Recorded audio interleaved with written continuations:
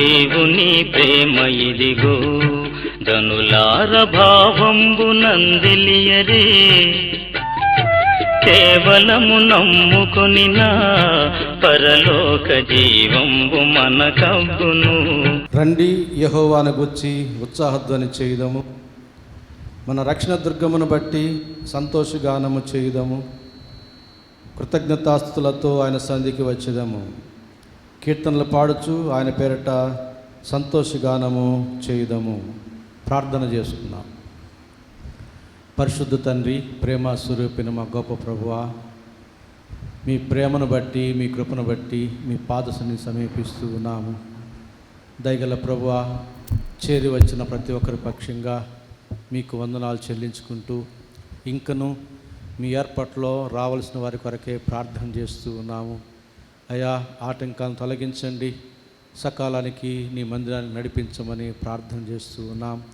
ప్రభువా, నీ మందిరంలో చేరుకున్న మాలో ప్రతి ఒక్కరిని మీ స్వాధీనంలో ఉంచుకొని ఆరంభం నుంచి ఆఖరి వరకు ప్రతి విషయంలో సమయోచితమైన సహాయం మాకు అనుగ్రహించి క్రమముగా నడిపించి మీ మహిమ నిమిత్తం మా మేలు నిమిత్తం ఆత్మతో నా తండ్రి నడిపించి బలపరచమని, అలాగే ప్రతి విషయంలో కూడా మీరు మాత్రమే మహిమ ఘనత ప్రభావాలు పొందుకోమని యేసు నామమున వేడుకుంటున్నాము తండ్రి, ఆమేన్. ప్రత్యుత్తర భాగంగా కీర్తన గ్రంథములో నుంచి దావీదు రాసినటువంటి 139వ కీర్తనను ప్రేమచంద్ర సార్ గారు చదువుతారు. ఉత్తర ప్రత్యుత్తర భాగంగా చదువుతారు.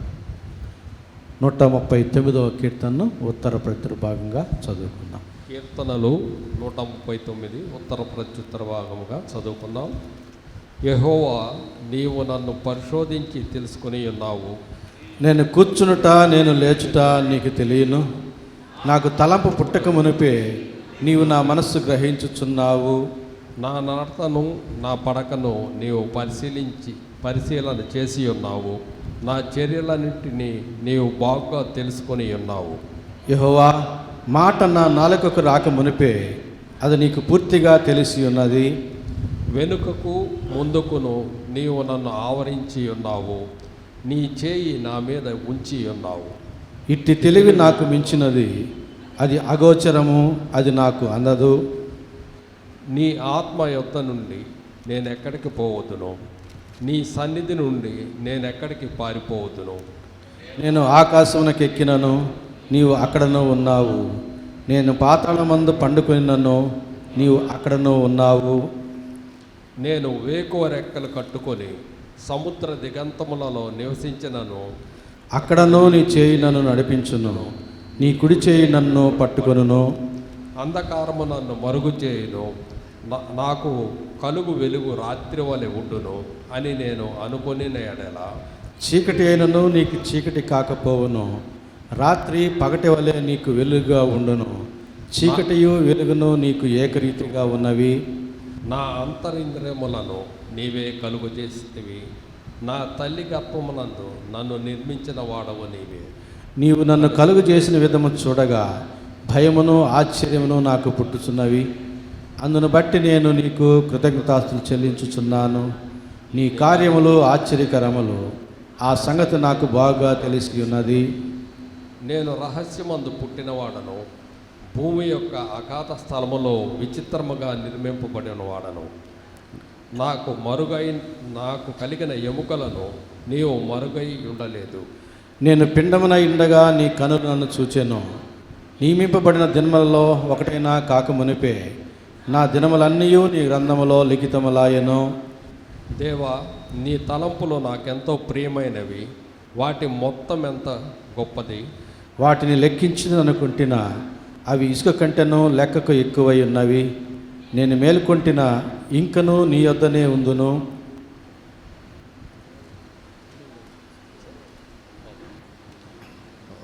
దేవా, నీవు భక్తిహీనులను నిశ్చయముగా సంహరించెదవు. నరహంతకులారా, నా యొద్ద నుండి తొలగిపోవుడి. వారు దురాలోచనతో నిన్ను గూర్చి పలుకుదురు, మోసపుచ్చుటకై నీ నామమును బట్టి ప్రమాణము చేయుదురు. యెహోవా, నిన్ను ద్వేషించు వారిని నేనును ద్వేషించుచున్నాను కదా, నీ మీద లేచు వారిని నేను అసహించుచున్నాను కదా. వారి యందు నాకు పూర్ణ ద్వేషము కలదు, వారిని నాకు శత్రువులుగా భావించుకొనుచున్నాను. దేవా, నన్ను పరిశోధించి నా హృదయమును తెలిసి కొనుము. నన్ను పరీక్షించి నా ఆలోచనలను తెలుసుకొనుము. నీకు ఆయాసకరమైన మార్గము నా యందున్నదేమో చూడుము. నిత్య మార్గమున నన్ను నడిపింపుము.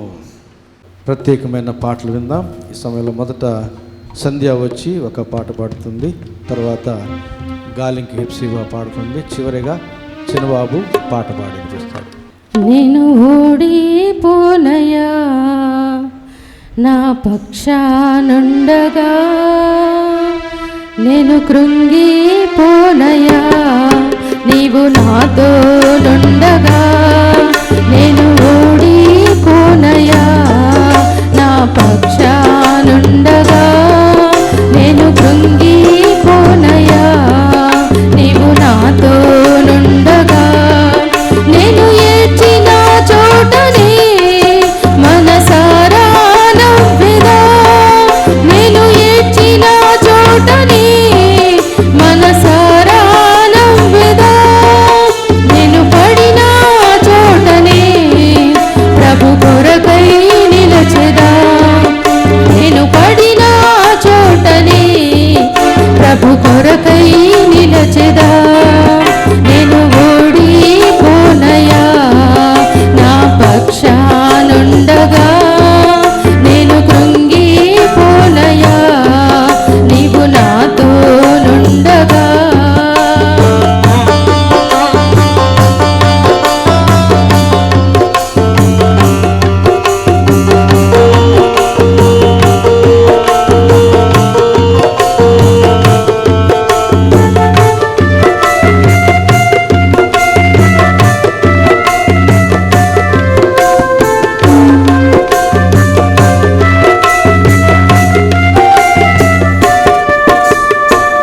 అవమానం పొందిన చోటే అభిషేకం నాకిచ్చావి, వెలివేయబడిన స్థలములో నన్ను నిలిపినావే.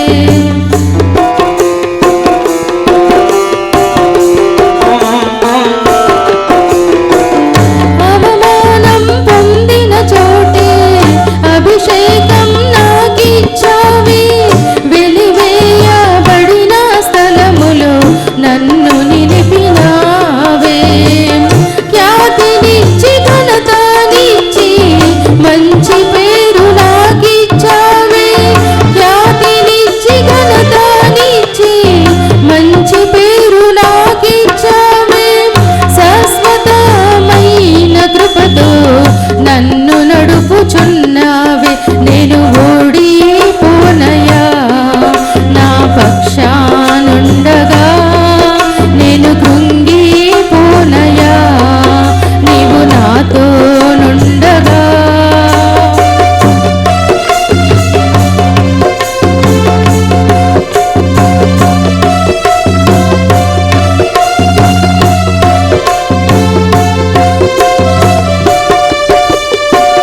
నిందలన్నీ పొందిన చోటే ఘనతనిచ్చినావే, నా శత్రువులెదుటే నాకు విందు చేసినావే.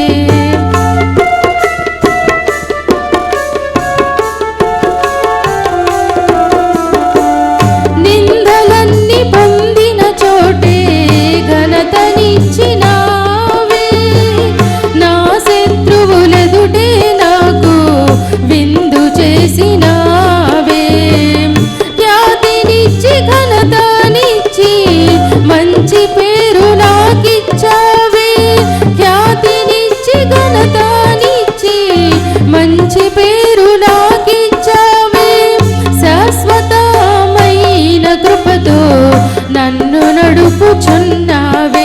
నేను ఓడిపోనయా నా పక్షానుండగా, నేను కృంగిపోనయా నీవు నాతో నుండగా.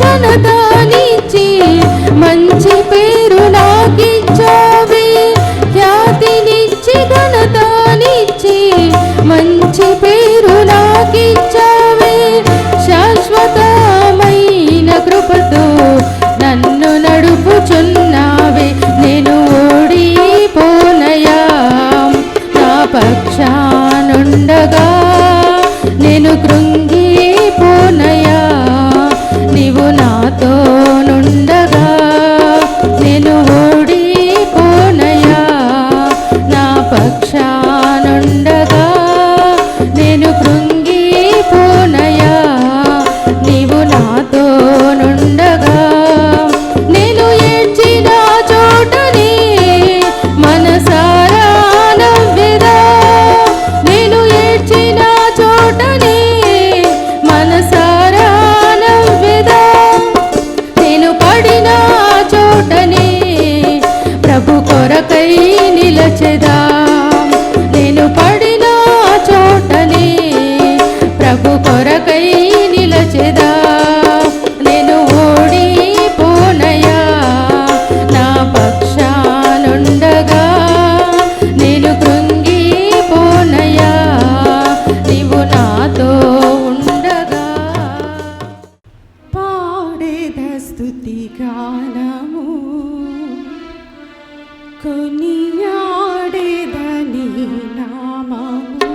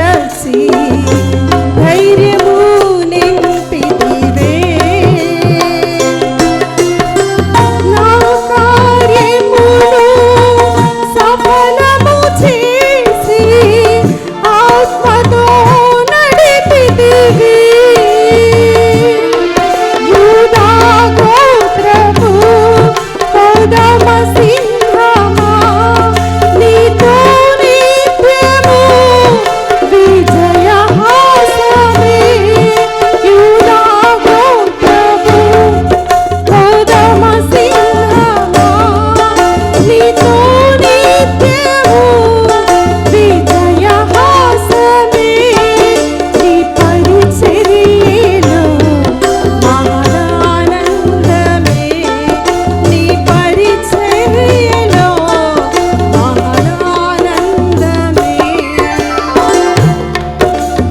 ఆడేద స్తుతిగానము కొనియాడేద నీ నామము ఆడేద స్తుతిగానము కొనియాడేద నీ నామము నీవే నా ప్రేమానురాగం క్షణమైనా విడువని స్నేహం అతి శ్రేష్ఠుడా నా యేసయ్యా నీవే నా ప్రేమానురాగం క్షణమైనా విడువని స్నేహం అతి శ్రేష్ఠుడా నా యేసయ్యా ఆడేద స్తుతిగానము కొనియాడేద నీ నామము ఆడేద స్తుతిగానము కొనియాడేద నీ నామము. Praise lord.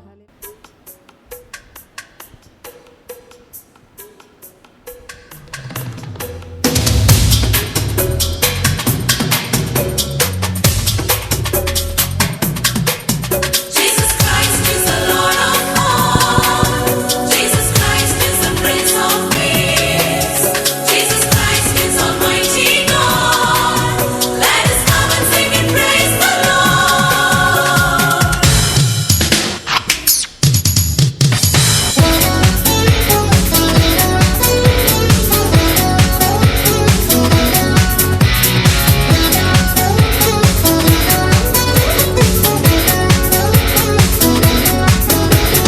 యేసుని నామములో మన బాధలు పోవును, దుష్టాత్మలు పారిపోవును, శోధనలో జయముచును, మృతులకు నిండు జీవముచును, హృదయములో నెమ్మదొచ్చును. యేసు రక్తముకే యేసు నామముకే యుగ యుగములకు మహిమే. అభిషిక్తులకు తన దాసులకు ప్రతి సమయమున జయమే. యేసుని నామములో మన బాధలు పోవును, దుష్టాత్మలు పారిపోవును, శోధనలో జయముచును, మృతులకు నిండు జీవముచును, హృదయములో నెమ్మదొచ్చును.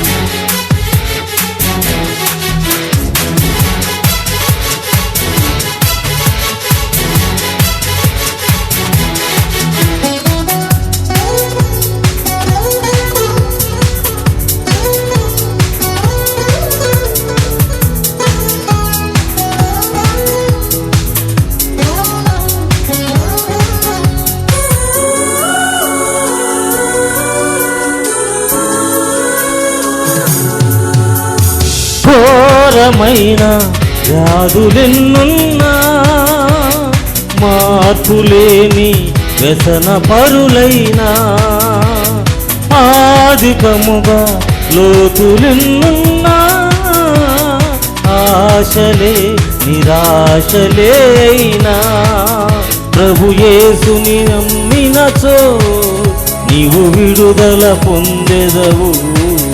పరివర్తన చెందినచో పరలోకం చేరెదవు. యేసు రక్తముకే యేసు నామముకే యుగ యుగములకు మహిమే. అభిషిక్తులకు తన దాసులకు ప్రతి సమయమున జయమే. యేసుని నామములో మన బాధలు పోవును, దుష్టాత్మలు పారిపోవును, శోధనలో జయముచ్చును, మృతులకు నిండు జీవముచ్చును, హృదయములో నెమ్మదొచ్చును. Jesus Christ is the Lord of all. Jesus Christ is the Prince of Peace. Jesus Christ is Almighty God. Let us come and sing and praise the Lord.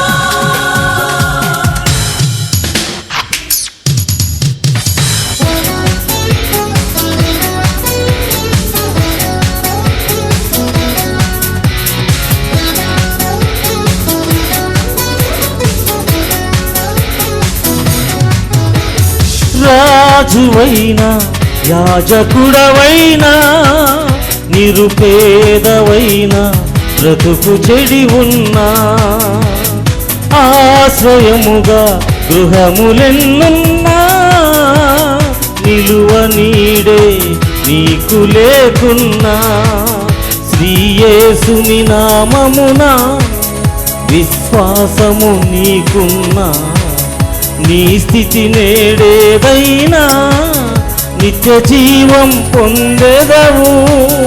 యేసు రక్తముకే యేసు నామముకే యుగ యుగములకు మహిమే. అభిషిక్తులకు తన దాసులకు ప్రతి సమయమున జయమే. యేసుని నామములో మన బాధలు పోవును, దుష్టాత్మలు పారిపోవును, శోధనలో జయముచ్చును, మృతులకు నిండు జీవముచ్చును, హృదయములో నెమ్మదొచ్చును. మన ధ్యాన నిమిత్తం ఏర్పాటు చేయబడినటువంటి లేఖన భాగములను నిర్లక్ష్య గారు చదువుతుండగా దయచేసి సంఘం నిలుచుండాలని ఆశిస్తున్నాను. యెహోషువ గ్రంథం 10వ అధ్యాయం 12వ వచనం నుంచి 15వ వచనం వరకు ఉన్న వాక్య భాగం. పరిశుద్ధ ఆదివారము మన ధ్యాన నిమిత్తమై ఏర్పాటు చేయబడిన లేఖన భాగము యెహోషువ గ్రంథము 10వ అధ్యాయము 12వ వచనం నుంచి 15వ వచనం వరకు చదువుకుందాం. యెహోవా ఇజ్రాయేలు ఎదుట అమోరీయులను అప్పగించిన దినమున ఇజ్రాయేలు వినుచుండగా యెహోషువ యెహోవాకు ప్రార్థన చేసెను. సూర్యుడా నువ్వు గిబేనులో నిలువము, చంద్రుడా నువ్వు అయ్యాలోను లోయలో నిలువము. జనులు తమ శత్రువుల మీద పగ తీర్చుకునే వరకు సూర్యుడు నిలిచెను, చంద్రుడు ఆగెను అన్న మాట యాషారు గ్రంథములో రాయబడి ఉన్నది కదా. సూర్యుడు ఆకాశ మధ్యమున నిలిచి ఇంచుమించు ఒక నాడెల్లా అస్తమింప త్వరపడలేదు. యెహోవా ఒక నరుని మనవి వినిన ఆ దినము వంటి దినము దానికి ముందే కానీ దానికి తరువాతే కానీ ఉండలేదు. నాడు యెహోవా ఇజ్రాయిల్ పక్షముగా యుద్ధము చేసెను. అప్పుడు యెహోషువయు అతనితో కూడా ఇజ్రాయిల్ అందరూ గిల్గాలులోనున్న పాళెములోనికి తిరిగి వచ్చిరి. దేవుడి వాక్య భాగమును మన వినికిడిలో ఆశీర్వదించునుగాక. ఆమేన్. వాక్యమును యాకోబుకు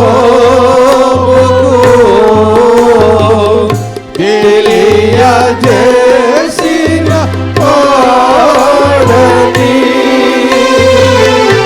ఏ జనము కీలాగునా చేసి ఉండలేదని దేవునికి స్తోత్రము గానము చేయుటయే మంచిది. మనమందర ఓ స్తుతి గానము చేయుటయే మంచిది. మన ప్రభువైన యేసుక్రీస్తు నామములో మీకు అందరికీ స్వాగతం పలుకుతూ శుభములు తెలియజేస్తూ ఉన్నాను. మన ధ్యాన నిమిత్తం చదువుబడినటువంటి వాక్య భాగం యెహోషువ గ్రంథం 10వ అధ్యాయం 12వ వచనం నుంచి 15వ వచనం వరకు ఉన్న వాక్య భాగం చదవడం అయితే కొన్ని వచనాలే చదవడం జరిగింది, కానీ మనం ధ్యానం చేయబెట్టేటువంటి విషయము యెహోషువ గ్రంథం 9వ అధ్యాయం 10వ అధ్యాయం రెండిట్లో కూడా ఉంటున్న విషయాన్ని మనం ధ్యానం చేస్తున్నాం.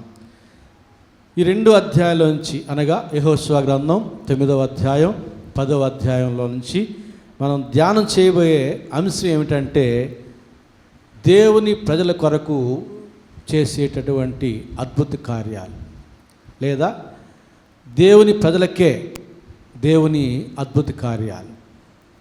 మేళ్ళు మనం అందరం పొందుకుంటూ ఉంటాం, ఆశిస్తూ ఉంటాం.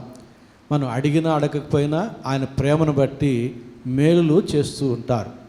కొన్ని సందర్భాల్లో మనకు అద్భుత కార్యాలు కూడా కావాలి, ఆశ్చర్య కార్యాలు కావాలి. అవి ఏ మానవుడు కూడా మనకు చేయలేనటువంటి గొప్ప మేళ్ళ కొరకు దేవుని అద్భుత కార్యాలు మనకు అవసరమవుతాయి. దేవుడు తన ప్రజలకే అద్భుత కార్యాలు, ఆశ్చర్య కార్యాలు కనబరుస్తాడు. ఇది పరిశుద్ధ గ్రంథంలోని సారాంశం. కనుక మనకు కూడా అవసరం దేవుని యొక్క అద్భుత కార్యాలు, ఆశ్చర్య కార్యాలు. అయితే అందుకు మనం చేయదగినది ఒకే ఒక విషయం. దేవునికి అద్భుత కార్యాలు ఎవరికని చెప్పాను? దేవుని ప్రజలకే అని చెప్పాను. కాబట్టి దేవుని యొక్క అద్భుత కార్యాలు మనకు కావాలి అని అంటే మనం ఏమైపోవాలి? దేవుని ప్రజల్లో చేరిపోవాలి, దేవుని ప్రజగా మారిపోవాలి. అదొక్క విషయమే. దేవుని ప్రజగా మనం మారిపోతే దేవుని యొక్క అద్భుత కార్యాలు మనకు కూడా లభిస్తాయి. ఇంతకీ దేవుని యొక్క ప్రజలు ఎవరు? క్రైస్తవుల అని చెప్పాల బైబిల్, ఇజ్రాయేలీలు అని చెప్పాల బైబిల్. ఎవరు దేవుని యొక్క ప్రజలు? హెబ్రీలు రాసిన పత్రిక 8వ అధ్యాయం 10వ వచనం. హెబ్రీలు రాసిన పత్రిక 8వ అధ్యాయం 10వ వచనం ప్రకారంగా, వారి మనస్సులో నా ధర్మ విధులను ఉంచెదనో, వారి హృదయముల మీద వాటిని రాయుదునో, నేను వారికి దేవుడినై యుందునో, వారు నాకు ప్రజలయ్యుందురు. ఎవరి హృదయంలో దేవుని యొక్క ధర్మశాస్త్రం రాయబడి ఉన్నదో, ఎవరి హృదయంలో దేవుని యొక్క వాక్యం నింపబడి ఉన్నదో వారు దేవునికి ప్రజలై ఉంటారు. వారికే యేసు ప్రభు దేవుడై ఉంటాడు. క్రైస్తవులు చెప్పుకుంటారు యేసు ప్రభు మా దేవుడు అని, కానీ దేవుడు చెప్పడు క్రైస్తవుల దేవుని నేను అని చెప్తాడా? చెప్పడు. ఇజ్రాయేల్ చెప్తారు ఆయన మన దేవుడు, యెహోవా మా దేవుడు అంటారు. కానీ యెహోవా దేవుడు నేను ఇజ్రాయేల్కి మాత్రమే దేవుడు అని చెప్పుకుంటాడా? యేసుక్రీస్తు అందరికీ ప్రభువు, దేవుడు ఒక్కడే. ఆయన ఇజ్రాయేల్లో కొంతమందికి దేవుడు. ఎవరి హృదయంలో అయితే ఆయన ధర్మశాస్త్రం ఉందో వారికి దేవుడు. బాహ్యమునకు యూదుడైన వాడు యూదుడు కాదు, అంతరంగమునకు యూదుడైన వాడే యూదుడు అంటుంది వాక్యం. కాబట్టి ఇజ్రాయేల్లోనైనా క్రైస్తవుల్లోనైనా ఇతరుల్లోనైనా ఎవరి హృదయంలో దేవుని యొక్క వాక్యం ఉందో వారికి మాత్రమే యేసు ప్రభు దేవుడు, వారు మాత్రమే యేసు ప్రభు యొక్క ప్రజలై ఉంటారు. అట్టి వారికి మాత్రమే దేవుని యొక్క అద్భుత కార్యాలు, ఆశ్చర్య కార్యాలు అనుగ్రహించబడతాయి. కాబట్టి దేవుని యొక్క అద్భుత కార్యాలు, ఆశ్చర్య కార్యాలు మనం పొందుకోవాలి అని అంటే మనం ఏమైపోవాలి? దేవుని ప్రజగా మారిపోవాలి. అందుకు మన హృదయంలో ఏముండాలి? దేవుని యొక్క ధర్మశాస్త్రం లేదా దేవుని యొక్క వాక్యం ఉండాలి. యాకోబు అంటాడు, వాక్యాన్ని విని మరిచిపోవాడు తనను తాను మోసపుచ్చుకునిచున్నాడు అంటాడు. మనం దేవుని యొక్క వాక్యాన్ని విని మర్చిపోయామనుకోండి, ఎవరినో మోసం చేయడంలే, మనమే మోసపుచ్చుకుంటున్నాం. కానీ వాక్యాన్ని విని అనుసరించు వారి క్రియలో ధనులగుదురు అంటాడు.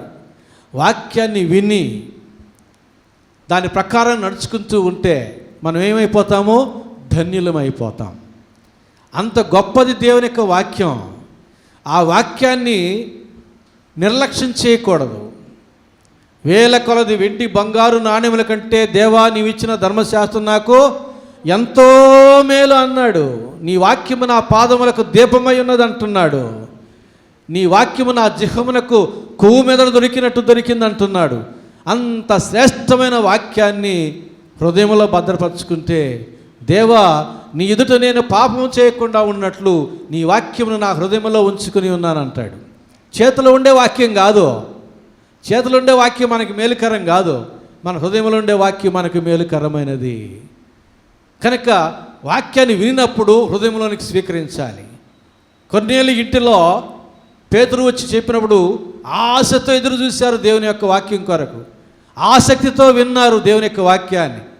వారందరి మీదకి పరిశుద్ధాత్మ దేవుడు దిగి వచ్చాను. అట్లా వినాలి దేవుని యొక్క వాక్యాన్ని. యెహోవా గ్రంథమును పరిశీలనగా చదువుకునడి, అట్లా చదవాలి దేవుని యొక్క వాక్యాన్ని. చదువుతున్నప్పుడు, వింటున్నప్పుడు దేవుని యొక్క వాక్యాన్ని హృదయంలో ప్రోధి చేసుకుంటే ఆ వాక్యం మన జీవితానికి మేలుకరమ. కానీ ఈ చెవులోంచి విని ఈ చెవులోంచి వదిలేసేసి, ఇక్కడ వినేసి గేట్ అవుతా వదిలేసేసి ప్రయోజనకరమే కాదు. కాబట్టి దేవుని ప్రజగా మనం మారిపోతే దేవుని యొక్క ఆశ్చర్యకార్యాలను మనం పొందుకోగలుగుతాము. గమనించండి, యెహోషువ గ్రంథం 9వ అధ్యాయం 15వ వచనం నుంచి 21వ వచనం వరకు ఉన్న వాక్య భాగంలో, యెహోషువ వచ్చిన వారితో, అనగా గిబియోను వాసులు వచ్చారు. దేవుడు వారికి చేసిన వాగ్దాన దేశంలో ఒక ప్రాంతంలో, ఒక పట్టణంలో ఉండేటటువంటి గిబియోనీయులు దేవుడు ఇజ్రాయెల్కి చేసిన వాగ్దానం విని, ఈ ప్రాంతమంతా వారి స్వాధీనం చేస్తాడు కదా, అందులో భాగంగా అనేక మంది రాజుల్ని సంహరిస్తూ వస్తూ ఉన్నారు కదా అని భయపడి వారి ప్రాణాలు దక్కించుకోవడానికి వారు పాత వస్త్రాలు ధరించుకొని, ఎప్పుడో కొన్ని రోజుల రొట్టెలు విరగొట్టుకొని ఐదెచ్చి, పాత తిత్తులు, ద్రాక్షారస తిత్తులు తీసుకుని వచ్చి, పాత చెప్పులు వేసుకొని మాయావేషధారులై వచ్చి యెహోషువ దగ్గరికి వచ్చి నిబంధన చేయమని అడుగుతూ ఉన్నారు. అప్పుడు 15వ వచనం, యెహోషువ గ్రంథం 9వ అధ్యాయం, యెహోషువ ఆ వచ్చిన వారితో సమాధానపడి వారి బ్రతుకునిచ్చుటకు వారితో నిబంధన చేసెను, మరియు సమాజ ప్రధానులు వారితో ప్రమాణం చేసి, అయితే వారితో నిబంధన చేసి 3 దినములైన తరువాత వారు తమకు పొరుగు వారు తమ నడుమను నివసించువారే అని తెలుసుకొనిరి. చూసారా, తమ పొరుగువారే. దేవుడు వారికి ఆ ప్రదేశం కూడా ఇచ్చి ఉన్నాడు. కానీ వారు వచ్చినటువంటి పరిస్థితిని బట్టి యెహోషువ ప్రధానులు మోసపోయి వారితో ప్రదానం చేశారు. ఏమని ప్రమాణం చేశారు? మీ ప్రాణములో మీకేమి ఇబ్బంది లేదు అని ప్రమాణం చేశారు, నిబంధన చేశారు వారు. అయితే అది 3 రోజుల తర్వాత వాళ్ళు తెలుసుకున్నారు. అయితే వారు ఏం చేశారు? వీరు మమ్మల్ని మోసం చేసి మాతో నిబంధన ఎంచుకున్నారని చెప్పి, లేదు లేదు మేము ఇచ్చిన మాట వెనక్కి తీసుకుంటున్నామని అన్నారా? ఎంత మాత్రం కాదు. చూడండి 17వ వచనం, ఇశ్రాయేలీయులు సాగి 3వ నాడు వారి పట్టణములకు వచ్చిరి. వారి పట్టణములు గిబియోను, కెఫీరా, బెయేరోతు, కిర్యత్యారీము అనునవి. సమాజ ప్రధానులు ఇజ్రాయేలు దేవుడని యెహోవా తోడని వారితో ప్రమాణం చేసి ఉండేది గనక ఇజ్రాయేలీయులు వారిని హతము చేయలేదు. కాగా సమాజం అంతయు ప్రధానులకు విరోధముగా మొరపెట్టిరి. ఆ పట్టణాల దగ్గరికి వచ్చేసరికి యెహోషువ ప్రధానులు మాత్రం వారిని చంపకూడదు, మనం వారికి మాట ఇచ్చున్నామని చెప్పారు. కానీ ఆ పట్టణం చూస్తున్నారు, ఇజ్రాయెల్ లక్షల కొలది సైన్యముగా వచ్చినటువంటి ఇజ్రాయెల్ సైన్యం ఆ పట్టణాలను చూస్తున్నారు. అందులో ఉన్న బలమైన మంచి మందలను చూస్తున్నారు, ఐశ్వర్యం చూస్తున్నారు, ఆ పట్టణం యొక్క వైభవం చూస్తున్నారు. ఇంత వైభవం, ఇంత ఐశ్వర్యం, ఎంత పశు సంపద ఉన్నటువంటి వీరితో వీరు ఎందుకు ప్రమాణం చేశారు? లేనట్లయితే స్వాధీనం చేసుకుంటే అవన్నీ మన సొంతమయ్యేది కదా, మనం దోపుడు సొమ్ముగా చేసుకునేవారం కదా అని ఆశించి ప్రధానులకు విరోధంగా వీరు ఏం చేస్తున్నారు? మొర్రపెట్టిరి. 18వ వచనంలో, సమాజం అంతయు ప్రధానులకు విరోధముగా మొరపెట్టిరి. సమాజం అంటే 100 మంది 1000 మంది కాదు, లక్షల మంది ఇజ్రాయేలుకి దేవునికి మొరపెట్టారు. ఎవరికి విరోధంగా? గిబియోను వాసులకి మాట ఇచ్చినటువంటి ప్రధానులకు విరోధంగా. 19వ వచనం, అందుకు సమాజ ప్రధానులు అందరూ సర్వ సమాజంతో ఇట్లనిరి, మనం ఇజ్రాయేలు దేవుడిని యెహోవా తోడని వారితో ప్రమాణం చేస్తే గనుక మనము వారికి హాని చేయకూడదు. మనం వారితో చేసిన ప్రమాణము వలన మన మీదికి కోపము రాకపోవునట్లు ఆ ప్రమాణాన్ని బట్టి వారిని బ్రతుకునీయవాలని చెప్పి వారిని బ్రతుకునీయడానికి సెలవిచ్చిరి గనుక ప్రధానులు తమతో చెప్పినట్లు వారు సర్వ సమాజమునకును కట్టెలు నరుకు వారుగాను నీళ్లు చేదు వారుగాను ఏర్పడిరి. చూసారా, వారిని లక్షల కొలదిగా ఉన్నటువంటి సమాజాన్ని ఒప్పించడం వీరికి చాలా కష్టం. కొన్ని మాటలు ఏమైతే చెప్పారు కానీ ఎంతో కష్టపడి ఉంటారు. ఇజ్రాయేల్ ఎలాంటి వారు? ఏమాత్రం లోబడరు. స్టిఫ్డ్ నెక్కడ్ పీపుల్ అంటారు కదా, ఏమాత్రం వారి యొక్క మెడ వంచబడదు. అలాంటి మొరట ప్రజలని చెప్పాలి. అలాంటి వారిని సమాజం అంతా ఏకంగా వీరికి విరోధంగా మరబెడుతుంటే అలాంటి పరిస్థితుల్లో వారిని ఒప్పించడం చాలా కష్టం. కాబట్టి ఎంత భంగపడ్డారో, ఎన్ని మాటలు చెప్పారో, ఎంత టైం పట్టిందో కానీ మొత్తానికి ఒప్పించారు. గమనించండి ఒక మాట 14వ వచనంలో, ఇజ్రాయేలీలు యెహోవా చేత సెలవు పొందకయే వారి ఆహారంలో కొంత పుచ్చుకొనగా. దేవుని సెలవు లేదు. దేవుని సెలవు తీసుకోకుండా వీరు వారికి మాట ఇచ్చారు, వారితో నిబంధన చేశారు. ఇక వీరు ఆ యొక్క మాటను దాటలేరు. ఎందుకంటే యెహోవా దేవుని పేరుతో వారు ప్రమాణం చేసి మాట ఇచ్చారు. ఇక ఆ పట్టణాల్లో ఎంత ఐశ్వర్యం ఉన్నా, ఎంత పశు సంపద ఉన్నా, ఆ పట్టణం యొక్క వైభవం ఎంత ఘనమైందైనా సరే చూస్తూ విడిచిపెట్టాల్సిందే వారు ఇచ్చిన మాటను నెరవేర్చుకోవడానికి. అయితే ఇక్కడ దేవుడు సెలవు లేకుండానే మాట ఇచ్చారు. అయినప్పటికీ ఆ మాటను వీరు నెరవేర్చుకోవడానికి కనబడుతున్న విస్తార పశు సంపదను, ఐశ్వర్యాన్ని, పట్టణం యొక్క వైభవాన్ని అంతటినీ కూడా వీరు కాదనుకుంటూ ఉన్నారు. ఇక్కడ మనం నేర్చుకోవాల్సిన విషయం ఏమిటంటే, మనం ఇచ్చిన మాటను నెరవేర్చడం ప్రాముఖ్యమైన విషయం. అది మనకు చాలా దీవెనకరమైన విషయం అని కూడా మనం జ్ఞాపకం చేసుకోవాలి. మనం ఇచ్చిన మాట ఇస్తాం. ఏదైనా ఇస్తే మళ్ళీ దానికి తిరిగి మనకు వస్తుంది. అలాగే మాట ఇచ్చినప్పుడు ఏదో వస్తుంది తిరిగి. ఆ మాట నెరవేర్చినప్పుడు మనకు దేవుడు ప్రతిఫలం ఇస్తాడు. చూద్దాం అది ఎట్లాగా. విలాపవాక్యముల గ్రంథం 3వ అధ్యాయం 37వ వచనం ఏం చెప్తుందంటే, విలాపవాక్యముల గ్రంథం 3వ అధ్యాయం 37వ వచనం, ప్రభు సెలవు లేనిది మాట ఇచ్చి నెరవేర్చగలవాడు ఎవడు? దేవుని సెలవు లేకుండా మాట ఇచ్చి దాన్ని నెరవేర్చడం అంటే సామాన్యమైన విషయం కాదు. దేవుడు సెలవిచ్చిన మాట మనం ఎవరికైనా ఇచ్చామంటే దేవుని సహాయం వలన తిరిగి మాట నెరవేర్చుకుంటాం. ఇప్పుడు దేవుడు సెలవు ఇవ్వలేదు, మనమైతే మాట ఇచ్చాం తొందరపడి. దాన్ని నెరవేర్చుకోవడం ఎవరి సాధ్యం అంటున్నాడు. ఎవరికి సాధ్యపడదు. అలాంటి పరిస్థితుల్లో యెహోవా సెలవు లేకపోయినా వీరు మాట ఇచ్చినా దేవుడు వారి పక్షంగా ఉండి ఆ మాటను స్థిరపరుస్తూ ఉన్నాడు. సమాజం అంతటి మనసులు ఒప్పించాడు దేవుడు. రాళ్ళు తీసుకుని వచ్చారు, కొట్టబోయేదానికి సిద్ధపడి వచ్చారు. యేసయ్య నేలను వంగి ఏదో రాశాడు, మనస్సాక్షి చేత గుచ్చబడి రాళ్ళు కింద పడవేసి వెళ్ళిపోయారు. దేవుడు ఒప్పించాడు వారి యొక్క మనసుల్ని, వారి మనస్సాక్షిని రేపినాడు. ఆ రీతి సమాజం అంతా ప్రధానులకు విరోధంగా మొరపెడుతూ ఉన్న తరుణంలో వారి మనసును దేవుడే ఒప్పించాడు. వారి మాటను స్థిరపరచడానికి చూడండి, దేవుని సెలవు లేకుండా మాట ఇచ్చినప్పటికీ ఆ మాటను నెరవేర్చడానికి, స్థిరపరచడానికి దేవుడు సహాయం చేస్తున్నాడు. కారణం ఏంటంటే వారెవరో దేవుని ప్రజలు. దేవుని ప్రజలు ఇచ్చిన మాటను నెరవేర్చువాడు దేవుడు, దాన్ని స్థిరపరచువాడు దేవుడు. మనకు అసాధ్యం కావచ్చు, కానీ దేవుడు దాన్ని సాధ్యం చేస్తాడు. యాకోబు పత్రిక 3వ అధ్యాయం 2వ వచనంలో, ఎవడైనను మాట యందు తప్పని ఎడల అట్టివాడు లోపము లేనివాడై తన సర్వ శరీరమును స్వాధీన పొందుకున్న శక్తి గలవాడగును. ఈ శక్తి మనకు వస్తుంది.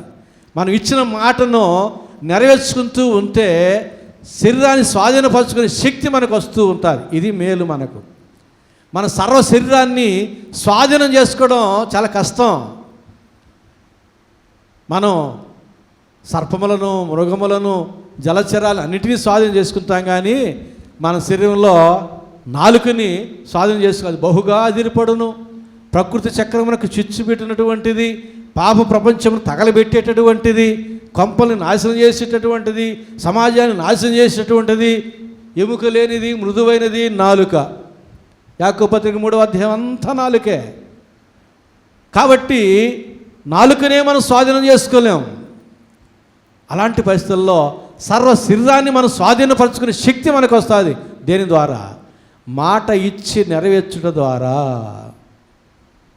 ఎన్ని మాటలు తప్పిపోయామో యాకోబు అంటున్నాడు, మాట తప్పని వాడు, ఏ లోపము లేనివాడై తన సర్వ శరీరమును స్వాధీనం చేసుకోగల శక్తిని పొందుకును. అక్కడ ఉంది శక్తి. ఈ శరీరాన్ని స్వాధీనం చేసుకునే శక్తి ఎక్కడ ఉంది? మన మాట, ఇచ్చిన మాట నెరవేర్చుకోవడంలో ఉంది. ఆ శక్తి నీకు కావాలంటే నీవు ఎవరెవరికి మాట ఇచ్చావో ఆ మాటలో నెరవేర్చుకో. న్యాయాధిపతుల గ్రంథం 11వ అధ్యాయం 36వ వచనం.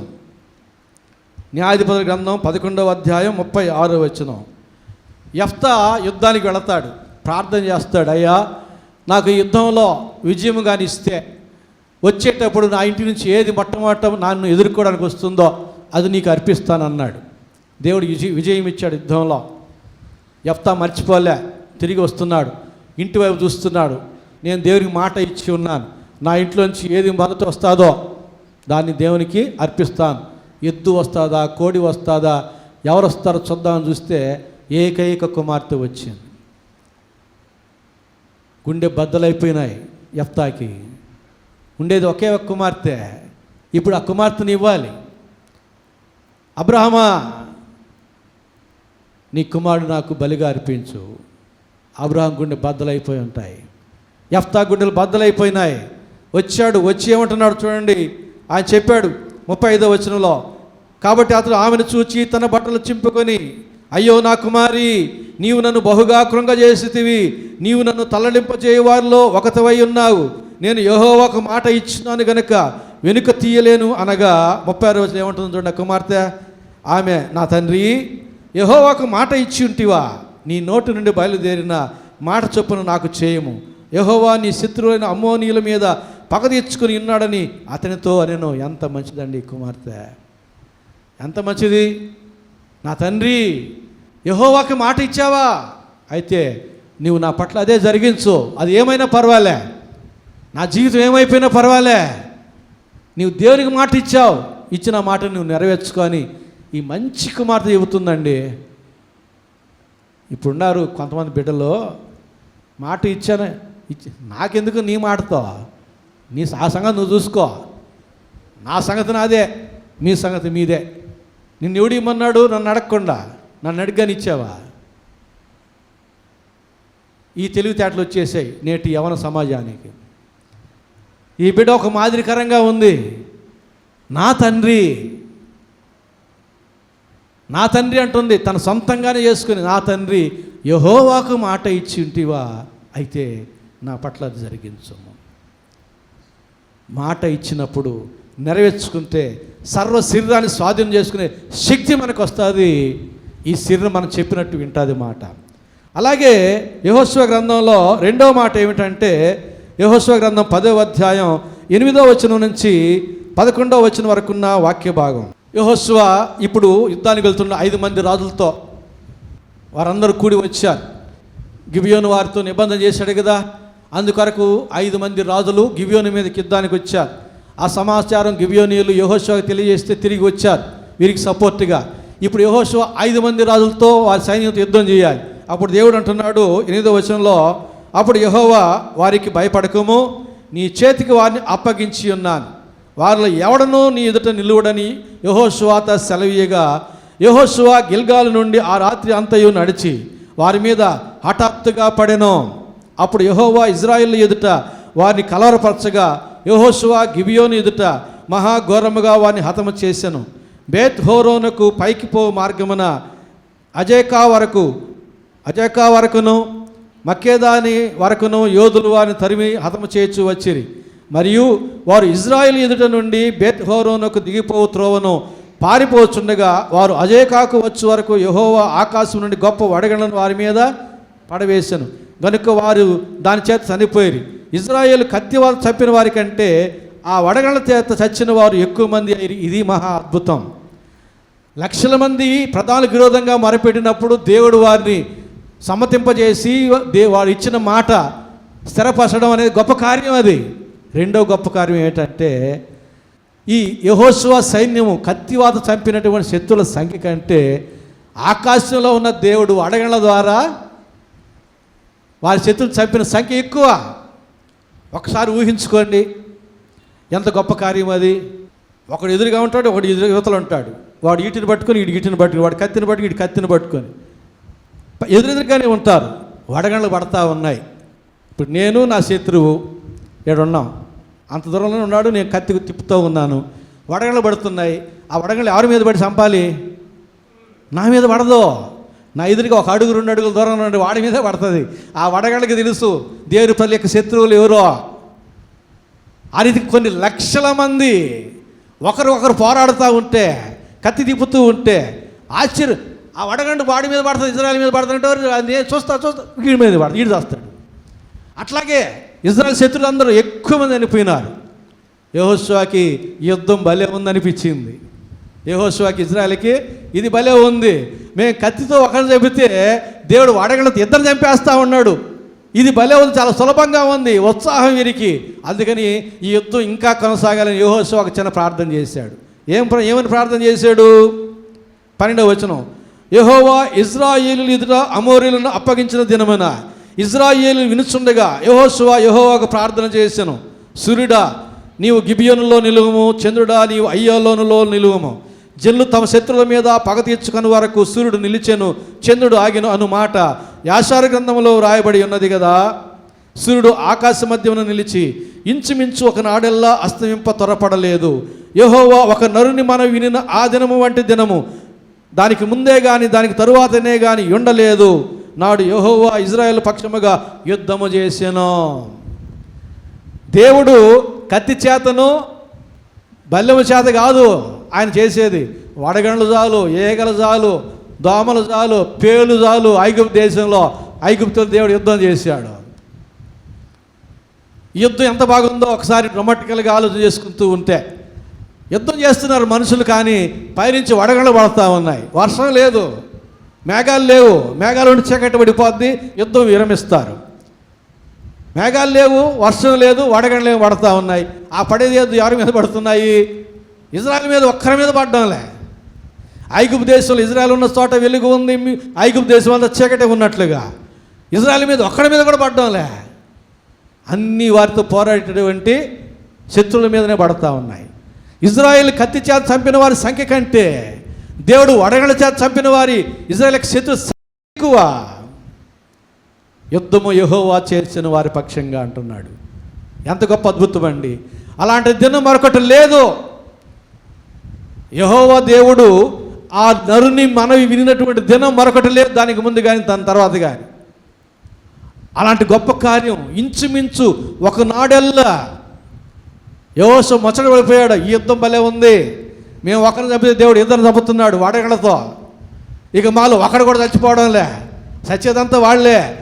ఇంకొక దినం బాగుంటుంది, వీళ్ళందరూ సశేషంగా చంపేయచ్చు అనుకున్నాడు. మనవి చేశాడు, ప్రార్థన చేశాడు, దేవుడు ఆలకించాడు. సూర్యుడిని ఆపలే, చంద్రుడిని ఆపలే. ఆపింది ఎవరిని? భూమి తన చుట్టూ తాను తిరుగుతూ, భూభ్రమణం పరిభ్రమణం హై స్కూల్లో సైన్స్ మనం చదివి ఉంటాం.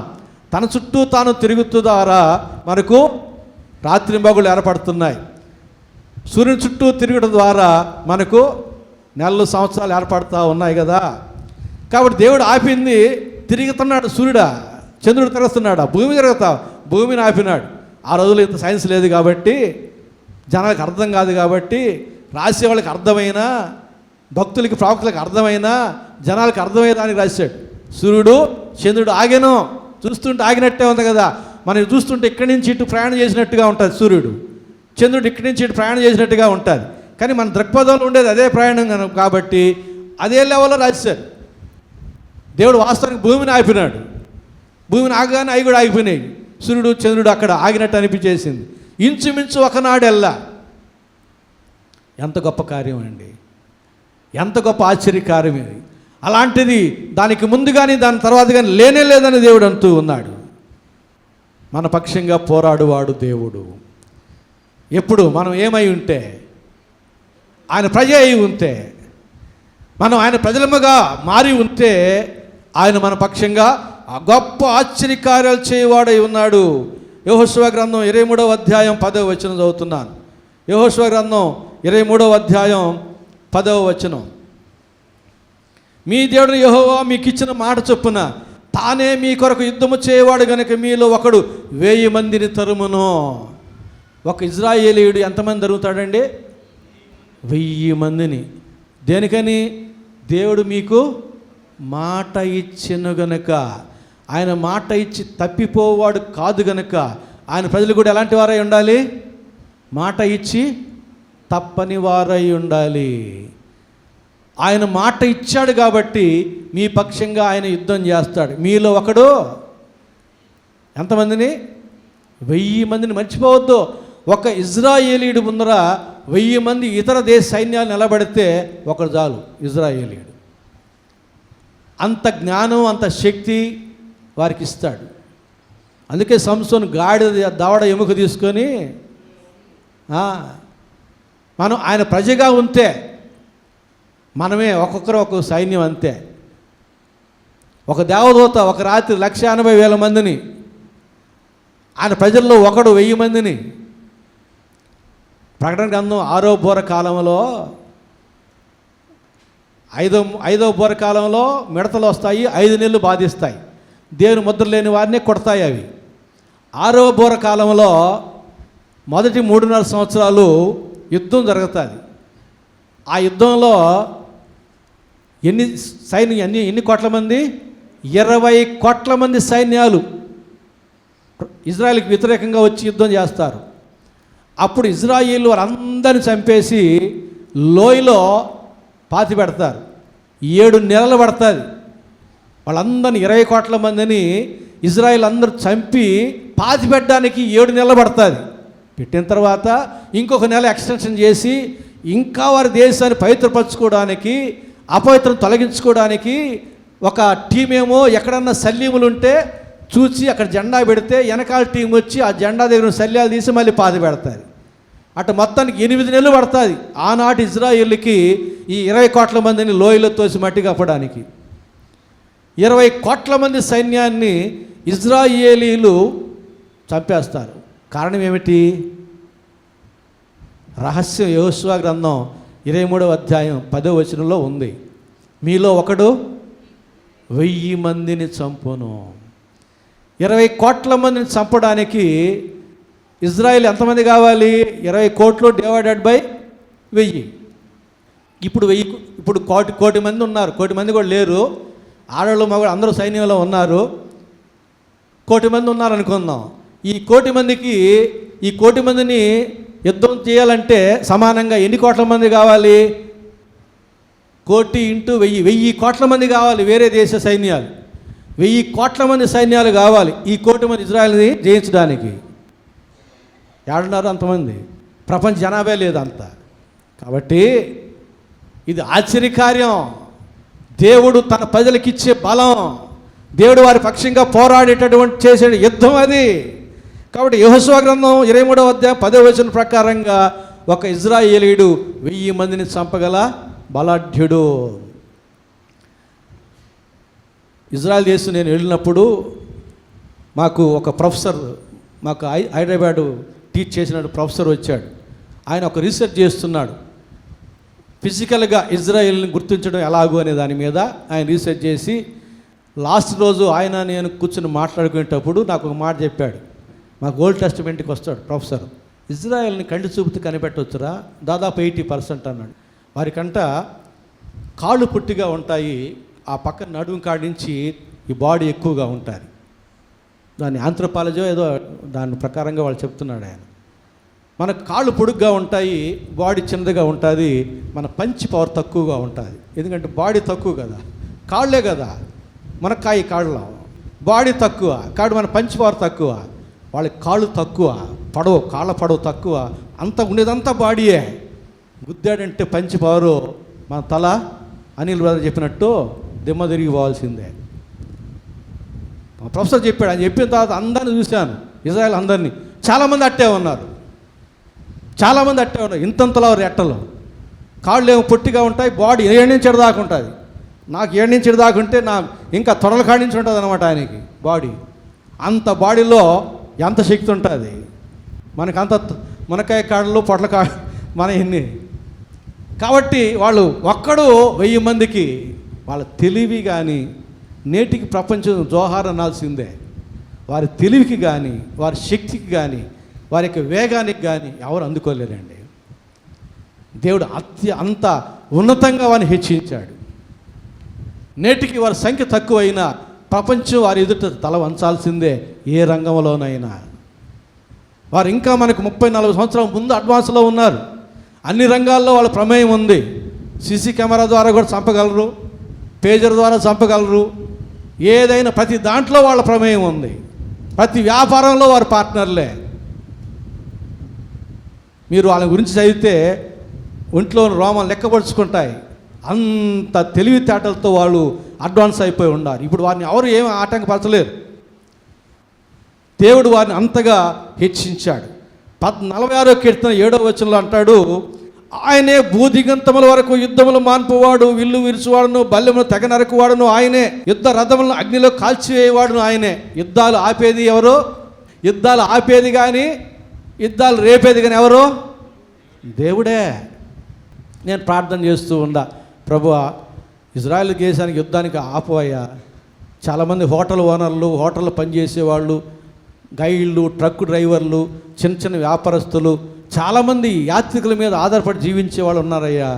వాళ్ళకి జీవన విధానం చాలా కష్టంగా మారిపోతూ ఉందయ్యా. ఎంతకాలం భార్య భర్తలు అందరూ యుద్ధాల్లో ఉంటారు, చిన్న బిడ్డలను వదిలేసి. వాళ్ళు కొంచెం విరామం దయచేయవయ్యా. ఎంతకాలం ప్రపంచం అంతా యాత్రికులు ఉన్నారు, ఇజ్రాయెల్ దేశం వెళ్ళాలనేటువంటి వారు. ఎప్పుడెప్పుడు పీసీడీలు ఏర్పడుతుంది, ఎప్పుడెప్పుడు వెళ్దామనేటటువంటి ఆతృతతో ఉన్నారు. ఇవన్నీ చెప్పి ప్రార్థన చేస్తూ ఉంటాను. ఎందుకని? యుద్ధంలో మాన్పువాడు ఆయనే. కాబట్టి యుద్ధంలో మానిపేది ఆయనే, యుద్ధములను చేయువాడు కూడా ఆయనే. కాబట్టి మన పక్షంగా పోరాడువాడు దేవుడు. ఎప్పుడు? మనం ఏమై ఉన్నప్పుడు? ఆయన ప్రజలమై ఉన్నప్పుడు. మనం ఆయన ప్రజలమై ఉంటే మన మాట ఇచ్చి నెరవేర్చడానికి సహాయం చేస్తాడు. మనం ఆయన ప్రజలమై ఉంటే ఆయన మన పక్షంగా పోరాడతాడు. దేశాలు, ప్రభుత్వాలు, పాలకులు, అధికారులు ప్రపంచంతా ఏకమై మన ఎదుట నిలబడినా దేవుడు ఒక్కడు మన పక్షంగా ఉంటే చాలు. ప్రపంచం ఏమి చేయలేదు. అయితే నీవు నేను మనం దేవుని ప్రజల్లో చేరిన వారమై ఉండాలి. చివరిగా చూడండి, 12-14 వచనాలు యెహోషువ చేసిన ప్రార్థన. 12వ వచనం మనం చదువుకున్నాం, చేసిన ప్రార్థన. 13వ వచనం కూడా చదువుకున్నాము, 14వ వచనం కూడా చదువుకున్నాం. కాబట్టి యెహోషువ చేసిన ఆ ప్రార్థన దేవుడు ఆలకించి యుద్ధములు ఆయన చేసే వారికి విజయం ఇచ్చినాడు. అడగళ్లతో ఆయన యుద్ధం చేసి అనేక మంది చంపినాడు. కాబట్టి యోనా గ్రంథంలో అంటాడు, యోనా 2వ అధ్యాయం 9వ వచనంలో, యెహోవా యొద్దనే రక్షణ దొరుకునని ప్రార్థించెను. ప్రార్థన జవాబు చూడండి. యెహోషువ ప్రార్థన చేస్తే అద్భుత కార్యం చేశాడు. ఆయన ప్రజలు యుద్ధం చేస్తుంటే దేవుడు వారి శత్రులతో యుద్ధం చేశాడు. ఆయన ప్రజలు మాట ఇస్తే ఆయన సహాయపడి స్థిరపరిచాడు. ప్రార్థన చేస్తే కూడా ఆయన ప్రార్థన మామూలు ప్రార్థన కాదు. ఎటువంటి ప్రార్థన ఇది? ఒకనాడు ఇంచుమించు ఒకనాడల్లా సూర్యుని చంద్రుని ఆపడు ఎవరి తరం? ఏ మనిషి, ఏ భక్తుడు చేయగలడు? ఎవరి వల్ల కాదు. ప్రకృతి ధర్మం ప్రభు చేతిలో ఉంది. ఎందుకంటే సృష్టికర్త ఆయన కాబట్టి. అందుకే యోనా అంటాడు, యెహోవా యొద్దనే రక్షణ దొరుకును అని ప్రార్థన చేశాడు. సముద్రం యొక్క అగాధములో, చేప యొక్క ఉదరములో చేరి. ఎటువంటి ప్రార్థన అండి? అది ప్రార్థన స్థలం కాదు. అది తిమింగలం యొక్క కడుపులో ఉన్నాడు, నాచు అంతా చుట్టుకొని ఉంది. ఆ తిమింగలం సముద్రం యొక్క అగాధంలో ఉంది. ఆ నుంచి ప్రార్థన చేశాడు యోనా. దేవుడు విన్నాడు, అద్భుత కార్యం చేశాడు. తీసుకొచ్చి మళ్ళా నేనే పట్టణంలో కక్కేటట్టు చేశాడు. ఆ తిమింగలం కానీ దాని ఉదరంలో మనలాగా జఠరసాలన్నీ ఊరి ఉంటే యోనా ఏమైపోవాలి? జీర్ణం అయిపోవాలి తిమింగలానికి. 3 రోజులు ఆ తిమింగలానికి దేవుడు స్తంభింపజేశాడు. శరీర ధర్మాన్ని స్తంభింపజేశాడు. అది ఏమి తిన్నా ఇక అరిగించుకోలేదన్నమాట. ఏమి తిన్నా కూడా అరిగించుకోలేదు. ఎందుకంటే అది ఏమి తిన్నా అరిగితే దాంతోపాటు యోనా కూడా అరిగిపోవాలి, జీర్ణమైపోవాలి. కాబట్టి యోనా తిమింగలం కడుపులో చేరాడు. తిమింగలానికి ఏమొచ్చింది? జీర్ణాశయం దెబ్బతినింది. డైజిన్ ట్యాబ్లెట్ వేయాల్సిందే దానికి, లేదంటే అరగదు. యోనా పడవలో చేరాడు, పడవకి ఏమొచ్చింది? ప్రమాదం వచ్చింది. తిమింగలంలో చేరాడు, తిమింగలానికి ఏమొచ్చింది? డైజిన్ ట్యాబ్లెట్ ఇవ్వాల్సి వచ్చింది. దారి తప్పినటువంటి ప్రవక్త ఎక్కడ ఉంటే అక్కడ ప్రమాదమే, ఇబ్బందే.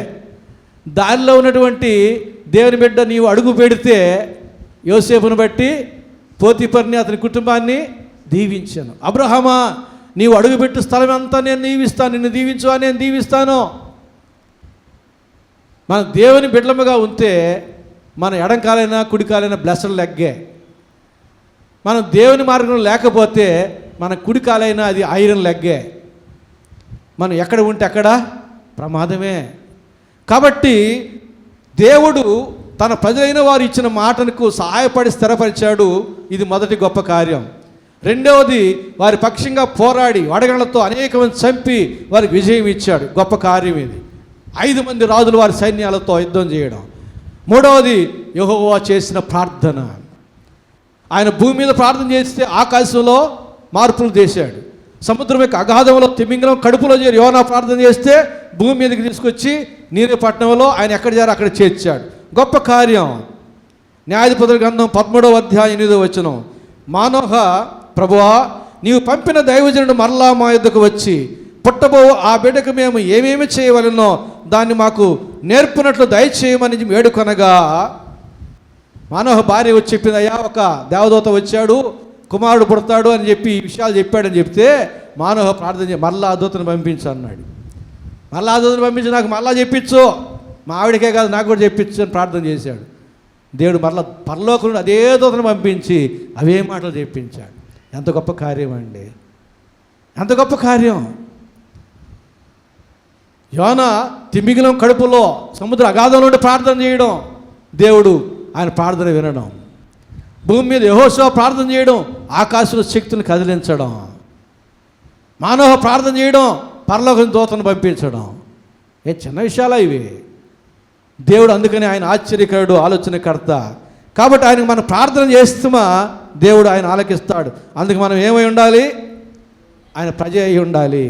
యోహాను సువార్త 14వ అధ్యాయం 13, 14 వచనాలు, మీరు నా నామను దేన్ని అడుగుదురో తండ్రి కుమారుని యందు మహిమపరచబట్టకై దాన్ని చేతును. నా నామను మీరు నన్ను ఏమి అడిగిననో నేను చేతును. మాట తప్పని దేవుడు చెప్తున్నాడు, మీరు అడగండి నేను చేస్తానంటున్నాడు. అదే యోహాను సువార్త 15వ అధ్యాయం 7వ వచనం, 15వ అధ్యాయం 7వ వచనం, నా యందు మీరును మీ యందు నా మాటలను నిలిచి ఉండిన ఎడల మీకు ఏది ఇష్టమో అడుగుడి, అది మీకు అనుగ్రహింపబడును. ఇక్కడ కొంచెం కండిషన్ కనబడతా ఉంది. నా యందు మీరు ఉండి మీ యందు నా మాటలు నిలిచి ఉంటే అడగండి, మీకు ఏది ఇష్టం అది నేను చేస్తానంటున్నాను. దేవుడు మాట ఇస్తూ ఉన్నాడు. అదే యోహాను సువార్త 16వ అధ్యాయం 23, 24 వచనాలు, ఆ దినమున మీరు దేని గురించి నన్ను అడుగరు. ముఖాముఖిగా యేసుని చూచేటట్టు దినమందు అడగాల్సిన అవసరం ఏమీ ఉండదు. కాబట్టి ఆ దినాన్ని గురించి చెప్తున్నాడు. ఆ దినమున మీరు దేని గురించి నన్ను అడుగురు కాబట్టి మీరు తండ్రిని నా పేరిట ఏమి అడిగినను ఆయన మీకు అనుగ్రహించినని మీతో నిశ్చయముగా చెబుతున్నాను. ఇదివరకు మీరు ఏమీ నా పేరిట అడగలేదు, ఇంతవరకు మీరు ప్రార్థన చేయలేదు, ఇకనైనా చేయండి. ఆ దినం వస్తుంది, అప్పుడు మీరు ఏమి అడగరు, అడిగినా అనుగ్రహించబడదు. కాబట్టి మీరు ఇప్పుడే అడగండి. ఇదివరకు మీరు ఏమి అడగలే కాబట్టి మీకు అనుగ్రహించబడలే, అడగండి. ఏమంటున్నాడు? ఇదివరకు మీరేమి అడగల. ఇంతవరకు ప్రార్థన చేయవారు ఎవరో ఒకరో చేతులు ఎత్తండి. ఎత్తితే ఒట్టు. ప్రార్థన చేయని వాళ్ళు ఉంటారు కానీ యథార్థంగా మాత్రం చెయ్యి ఎత్తరు. పాస్టర్ గారు నిజంగా నేనే ఇంతవరకు ప్రార్థన చేయలేదు ఎవరన్నా. మళ్ళీ మనం యథార్థవంతులం. నేను అబద్ధం చెప్పను, నా వల్ల కాదు, నేను అసలు చెప్పాలని కూడా చెప్పలేను. నేను మన పాటలు మాత్రం పాడతామంట క్రైస్తవులు, అబద్ధాలు పాటలు పాడతారంట. కాబట్టి అడగమంటే అందుకే మీరు ఏదంటే అది అడగతారని యోహాను సువార్త 15వ అధ్యాయం 7వ వచనం ఏం చెప్పాడు? మీరు నా యందు ఉండిన ఎడల, నేను నా మాటలు మీ యందు నిలిచిన ఎడల మీకేది ఇష్టం అడగండి, అప్పుడు నేను ఇస్తాను. అందుకు చెప్పాడు ఇటాటి అడగతారని. ఆ మాట చెప్పకపోతే ఇటాటి అడగతారని దేవుడికి వెంటనే డౌట్ వచ్చి మళ్ళీ ఈ మాట చెప్పాడు. దేవుని మాటలు మన యందు నిలిచి ఉంటే, మనం దేవుని యందు నిలిచి ఉంటే ఇటాటి అడగం కదా. ఏం అడుగుతాము? దేవుని యొక్క దృష్టికి ఏది యుక్తమో, ఏది సహేతుకమో అవి అడుగుతాం. సంతోషపడి ఇస్తాడు. సొలొమోను, నీవు ఈలాగును అడిగినందున నేను ఈ మనవి ఆలకిస్తున్నాను, నీవు అడగకపోయిన ఐశ్వర్యం ఘనతం కూడా నువ్వు అడిగిన జ్ఞానంతో పాటు ఇస్తున్నానని చెప్పి ఇచ్చాడు. యుక్తముగా ప్రార్థన చేయటం ఎలాగో మనకు తెలియదనుకొని రోమా 8:26 ప్రకారంగా చెప్పసఖ్యము కానీ మాటలతోనూ వచింపనలో కానీ మూలుగులతోనూ ఆయన విజ్ఞాన ప్రార్థన చేసి మనకు సహాయం చేస్తూ ఉన్నాడు. యుక్తముగా ప్రార్థన చేయుట, దేవుని దృష్టికి అంగీకారమైన రీతిలో ప్రార్థన చేయుట నేర్చుకోవాలి. పుట్టినప్పుడు చచ్చిపోయేదాకా అదే క్యాసెట్ కాదు. ప్రార్థనలో మార్పు ఉండదు, హృదయంలో మార్పు ఉండదు, జీవితంలో బ్రతుకులో మార్పు ఉండదు. దేవుడికి పనికిరాదా జీవితం? నీ జీవితం మారాలి, నీ ప్రార్థన మారాలి, నీ భవిష్యత్తు మారాలి. ఇది దేవుడు కోరుకునేది. కాబట్టి దేవుడు అద్భుతాలు చేస్తాడు నీకు, నీవు ఆయన ప్రజల్లో చేరితే. నీవు ఆయన ప్రజల్లో చేరితే నీ మాట ఆయన స్థిరపరచడానికి సహాయం చేస్తాడు, నీ పక్షంగా ఆయన పోరాడతాడు, నీ ప్రార్థన ఆలకించి గొప్ప కార్యాలు చేస్తాడు. ప్రార్థన చేసుకుందాం.